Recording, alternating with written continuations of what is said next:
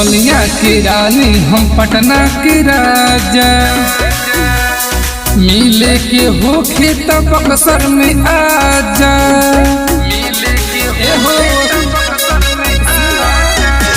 तू बलिया की रानी हम पटना की राजा, मिले के होखे तब बक्सर में आजा। अरे आजा आ राजा खपरा घुमा दे हम तोरी, लिट्टी आ चोखा के मजा उठा जा।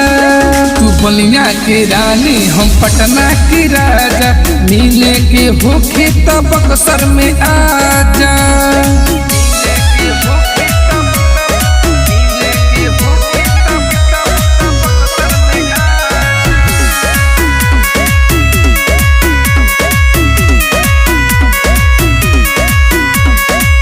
बिहरी आशा सारम से जाने तू हट हो, डुमरा चौंगाई में आके तू सट हो।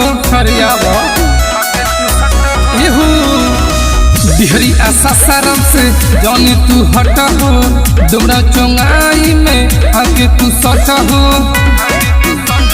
नोखा सरैया चाहे आजा बरहपुर, सथवा में मिली गोरी तोहरो नुमाजा।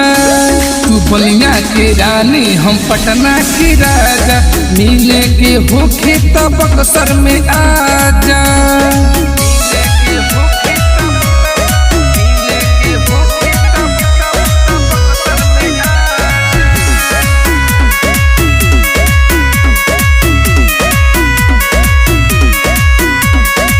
बसंतपुर के लड़का हो धरे दीवाना हो, शिवपुर मन की के घर न माना हो।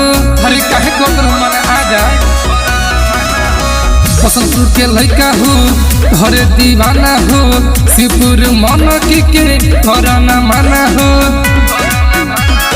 पागल भइल देख पियरो के लोगवा, आके चुनमुनवा से मजा उठा जा। तू बलिया के रानी हम पटना के राजा, मिली हो तो परदीप के धली हो पाजा।